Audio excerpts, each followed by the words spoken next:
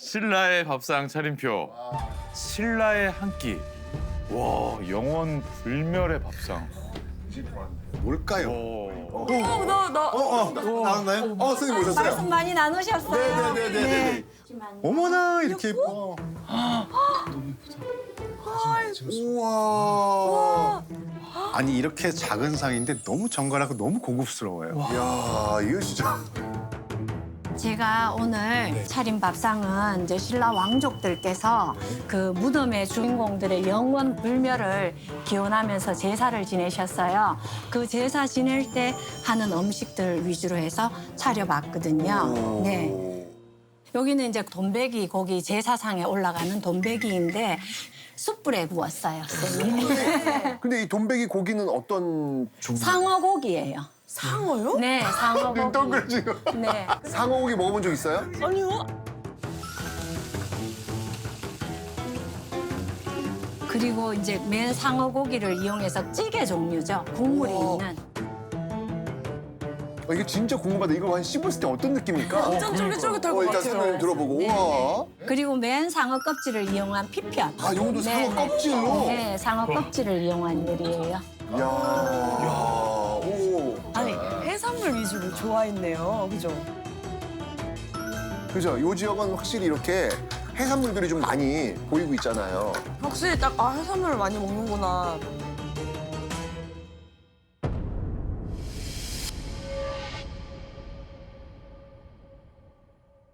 이게 사실은 이제 그 서봉총이라고 있는데 그 무덤 이제 발굴을 했어요.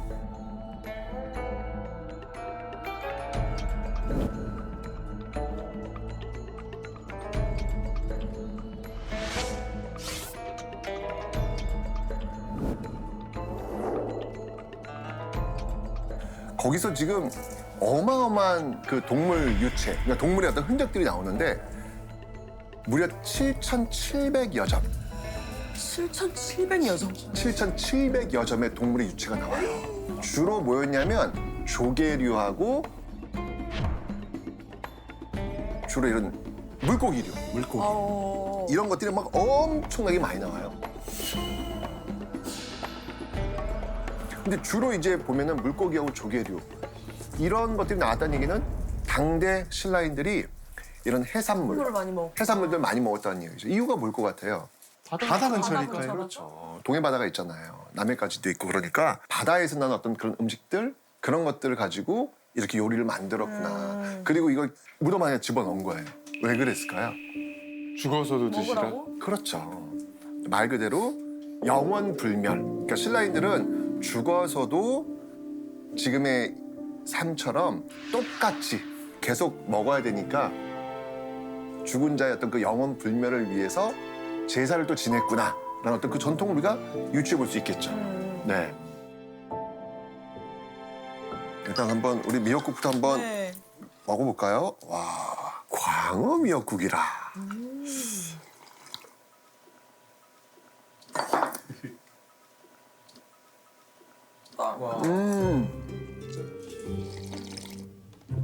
와이. 맛있잖아. 너무 맛있잖아. 와. 우리가 소고기 미역국에 익숙한데 어. 광어를 끓이면 이렇게 담백하고 고소한데 감칠맛이 확 올라오지. 아 맛있다. 야 상어 너무 궁금한데? 와. 궁금하니까. 그렇죠. 상어부터 한번 가보시죠. 한번 먹어볼까요, 한번? 상어 작물인데요. 상어 껍질과 그 밑에 있는 살을 밥할 때 가운데 찌개처럼 끓인 거예요.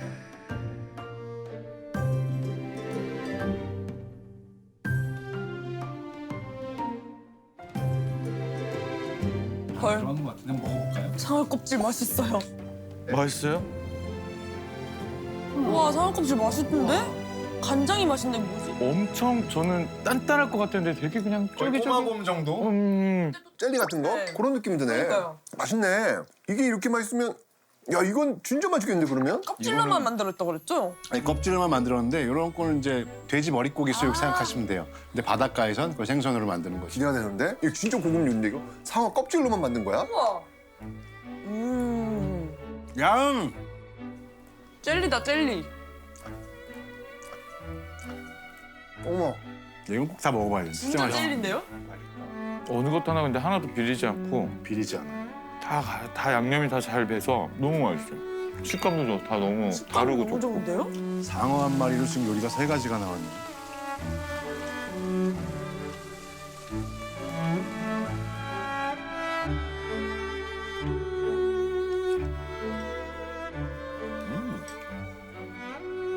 좀 더 단단한 조기 단단한 조기 느낌. 단단한 조기. 갈치 같을 것 같은데 의외로 조기 쪽인 것 같아. 단단한 조기. 고등어 느낌은 드는데 훨씬 더 단단해요. 이게 돈백 썰었다고 해서 네모나게 썰었다고 해서 돈백이라고 하는데요. 영남 지방에서는 제사상이나 명절 때 혹은 잔치상에 상어가 빠지면 안 됐대요. 그럼 이게 잔치가 아닌 거야. 아니, 옛날 사람 상어를 도대체 어떻게 잡았지? 어? 어떻게 잡았죠? 그렇죠. 무슨 기술로 잡아? 그게 어디에 있냐면은 울산 사니까 울산 대곡리 암각화 가봤어요?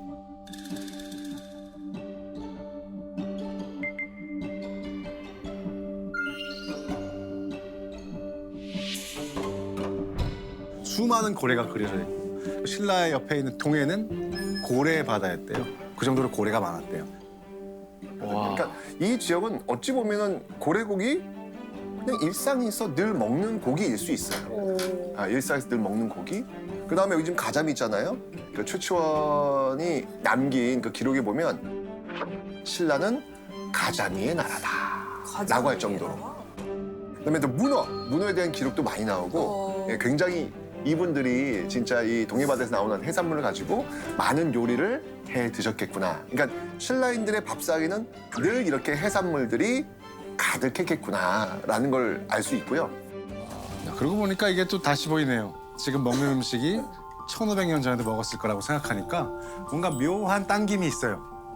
선덕 여왕도 당연히 이런 음식을 드셨을 거예요. 제사상에 들어가는 음식들이 그들이 먹었던 음식들일 테니까. 그죠? 자, 그러면 이제 우리가 한번 선덕 여왕 이야기를 좀 한번 해봐야 되지 않을까. 우리 역사상 최초의 여왕. 추위요. 네, 선덕 여왕. 고려 시대도 없었고 조선 시대도 없었고 기본적으로 여왕이 왕이 된다? 이건 뭐 상상도 할 수 없는 그런 이야기잖아요. 어느 누구도 말한 적 없고 어느 서책에도 쓰인 적 없는 여왕이라는 새로운 말. 당연히 즉위 전부터 선덕 여왕을 향한 그 불신과 불만 가득했거든요. 그런데 선덕 여왕은 어떻게 그 모든 걸 넘고 당당히 역사에 이름을 남긴 최초의 여왕이 될 수 있었을까? 자, 선덕 여왕의 이름이 뭐냐면 덕만입니다. 덕만. 동만이. 그 드라마에서 봤던 것 같아요. 그렇죠. 덕만이가 선덕 여왕이 될 때까지의 그 과정, 그 스토리 한번 지금부터 살펴볼 텐데 우선 선덕 여왕의 아버지 진평왕부터 이야기를 좀 시작해봐야 되지 않을까. 진평왕은요 신라 26대 왕입니다. 예, 26대 왕인데 즉위 후 신라를 잘 이끌어가던 진평왕. 그런데 그 진평왕에게는 3명의 딸이 있었대요. 첫 번째 딸 이름이 천명, 두 번째 딸 이름이 덕만, 셋째 딸 이름이 선화. 그래서 3명의 딸이 있었다고 하는데 기본적으로 이제 중요한 게 뭐냐면 왕위를 잇는 거는 아들일까요, 딸일까요? 아들. 와, 아들이 하나도 없었어요, 그러면. 진평이 40년 넘도록 아들이 없는 거예요. 그래서 굉장히 좀 고민이 될 수밖에 없는 그런 상황이었는데 일단 이 진평왕 같은 경우에는 어떻게 이 왕이 되었느냐 그걸 좀 봐야 돼요. 26대 왕이 진평왕이라 그랬잖아요. 그 앞에 왕이 25대 왕 진지왕.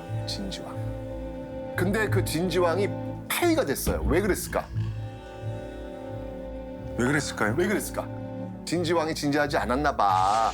여자를 또 그렇게 많이 밝혔대요. 예. 결국 이제 폐위가 됐는데 문제는 뭐냐면 그 진지왕의 아들이 김용춘이에요. 김용춘. 영춘. 진지왕이 폐위되지 않았다면 그의 아들 김용춘이 왕이 돼야죠. 근데 진지왕이 폐위가 되면서 그 김용춘의 사촌 진평왕이 결국 왕위를 차지하게 된 것이죠. 굉장히 럭키했네요. 아, 되게 운이 좋은 것이죠. 네. 중요한 건 뭐냐면 이제 그렇게 해가지고 이 진평왕 때로 쭉 가가지고 왕위를 이어야 되는데 아까 제가 이야기했잖아요. 아들이 있다 없다. 없다. 여기서부터 이제 진평왕 이제 고민이 시작되는 거예요. 우리 집안으로 이어지지 않으면 그 다음은 이 왕위가 어디로 넘어갈까요? 다시 용춘 다시 형네로. 용춘이 용춘 형네로 가죠. 그쪽으로 갈 수밖에 없잖아요. 그죠? 어떻게 하면 우리 집안이 계속해서 왕위 계승할 수 있을까? 아들은 없고 이걸 어떻게든 우리 집안으로 돌려야 되겠다? 뭔가 특단의 방법이 필요했겠죠. 진평왕은 결심을 합니다. 그래, 이 왕위는 둘째 덕만이한테 가는 거야. 근데 그러면 이제 왜 덕만일까? 좀 똑똑했나? 맞아요. 되게 총명하고 네, 되게 인자하고 너그럽고 아주 총명하다는 그 기록이 있어요. 봐도 하나의 그 일화인데 중국에서 꽃씨, 모란을 보냈나 봐요. 모란 씨를 보냈나 봐요. 꽃씨하고 꽃이 피면 어떤 꽃이 피는지 그 그림을 보냈나 봐요. 네. 근데 딱 그 그림을 보더니 덕만이가 그랬대요. 아버지, 이 꽃은 향기가 나지 않습니다. 아니 그림만 보고 아직 꽃이랑 꽃 그림밖에 안 났거든요. 향기가 없는데요? 라고 이야기를 했대요. 어떻게 알았을까요? 딸내미가 없다고 하니까 이건 또 웬 또 딴지 같은 소리야? 야, 한번 씹어봐. 라고 했더니 진짜로 향이 없더래요. 그래서 아직 피지도 않고 너 처음 보는 꽃인데 어떻게 알았냐 했더니 꽃 그림에 모란 꽃은 있는데 그 주변에 나비가 없더래요. 향기가 없어. 나비가 없다는 이야기는 그 꽃에 향이 없음을 그림을 보고 단박에 알아챈 거죠. 똑똑하다. 통찰력이에요, 통찰력. 이야. IQ 테스트 같은 거 하면 IQ 200 나와. 그런 거잖아, IQ 테스트가. 그렇죠. 그런 느낌이네요. 이런 것만 봐도 하나의 그 일화인데, 오우, 야, 똘똘하네. 이런 걸 알 수 있겠죠. 그래가지고 진평왕이 그래, 너야. 너를 내가 왕위에 시킬게. 근데 중요한 건 뭐냐면 여자잖아요. 그 당시 여자는 왕이 될 수 없단 말이에요. 그래서 진평왕이 이제 고민을 한 거예요. 이걸 어떻게 하면 왕위를 계승시킬 수 있을까? 정치를 하는 데서 제일 중요한 게 뭐다? 명분. 아. 명분이 제일 중요하거든요. 이때 이 진평왕이 사용했던 그 명분, 그게 바로 골품제라는 겁니다. 골품제. 울품제. 신라 지배층은요, 골과 품으로 나뉘어요. 그러니까 골이 있고 그 밑에 두품이 있는 거예요. 뼈골자예요, 뼈골자. 진골이 있어요, 진골. 그 다음이 두품은 6두품, 5두품, 4두품, 3두품 이렇게 떨어지는 거예요. 진골은 어느 집안일까요? 거의 왕가쯤 돼야 되지 않을까요? 그러니까 이 지금으로 본다면 경주 김씨들 대부분 해당합니다. 왕과 같은 성씨를 쓰는 사람. 그렇죠, 저 경주 김씨들. 근데 중요한 건 뭐냐면 아무리 머리가 뛰어나더라도 이 골품제에 의해서는 이 두품이 올라갈 수가 없어요. 왕족이라든지 고위 관료에 아무리 능력이 있어도 올라갈 수 없는 유리벽이 있는 사회. 이게 바로 신라의 골품제인데 진평왕이 이 신분제도를 이용하기로 합니다. 진골 말고 더 뛰어난 골이 있어. 그 골이 아주 성스러운 집안의 뼈다귀. 우리 집안은 바로 성골 집안이야. 그게 또 먹히나요, 근데? 그러니까 그걸 먹힐 수 있는 방법, 그러니까 어떤 사상적 이데올로기 뭐냐면 그게 불교예요. 불교를 이용해. 그러니까 어떻게 이용하냐면 우리 집안이 왜 다르냐? 우리 집안은 왕즉불, 왕이 곧 부처다. 그러니까 부처 집안, 부처님 집안의 이름을 다 따갖고 와요. 그래서 자신의 이름을 석가모니 부처님의 아버지 이름이 백정이거든요. 네. 그리고 석가모니 어머니의 이름이 마야 부인이거든요. 네. 그래서 진평왕의 부인 이름이 마야 부인이에요. 그리고 불경에 보면은 덕만 우바이라고 있거든요. 네. 거기서 이름을 따와가지고 덕만. 뭐 이런 식으로. 스토리텔링을 되게 잘했네요. 그렇죠, 그렇죠. 스토리를 만든 명분을 거예요. 잘 만들어. 그러니까 진짜 빌드업이. 빌드업이 엄청나네. 그렇죠. 이렇게 해서 우리 집안은 부처님 집안이야. 그러니 누가 왕위를 해야 돼? 당연히 우리 집안에서 왕위를 해야지. 즉 부처가 나올 건데. 그렇죠, 그렇죠. 결국 이렇게 골품제라고 하는 이런 어떤 그 이데올로기를 이용해가지고 너 아웃, 우리 딸이야. 그래서 덕만한테 왕위 계승을 주겠다.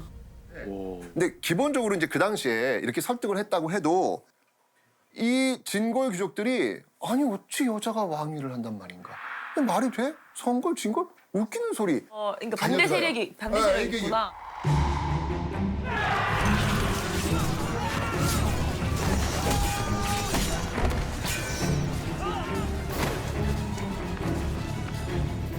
반란을 꾀하는 거예요. 근데 중요한 거는 진평왕이 그 사실을 미리 알았어. 영모를 꾀한다. 석품과 칠숙이 라고 해서 다 잡아들여요. 다 잡아들여가지고 칠숙 같은 경우에는요. 모가지를 빵 치면서 구족을 멸하라고 합니다. 구족. 구족을. 씨를. 그 가문을 그냥 없앤다는 그렇죠. 약간 아주 씨를 말려버리는 거죠. 그리고 석품도 그냥 모가지 댕강. 그러니까 이렇게 한 이유가 뭘까요? 내 딸이 왕위를 지키기. 그렇죠. 너희들 반기를 들고 나오네? 그럼 어떻게 되는지 내가 보여줄게. 강력한 경고 메시지를 보낸 거죠, 지금. 아버지의 힘이 엄청 컸네요 그러면. 강력한 경고 메시지를 보낸 거죠.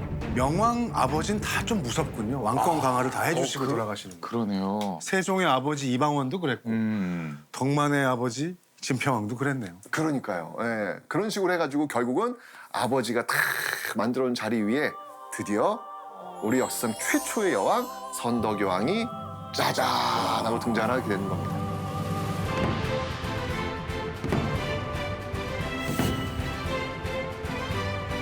새로운 신국을 이끌 우리의 폐하십니다. 그때 선덕 여왕한테 붙였던 이름이 뭐냐면 성조황후예요. 귀한 피를 이어받은 어머니 같은 임금님. 그냥 극찬을 한 거죠, 그냥.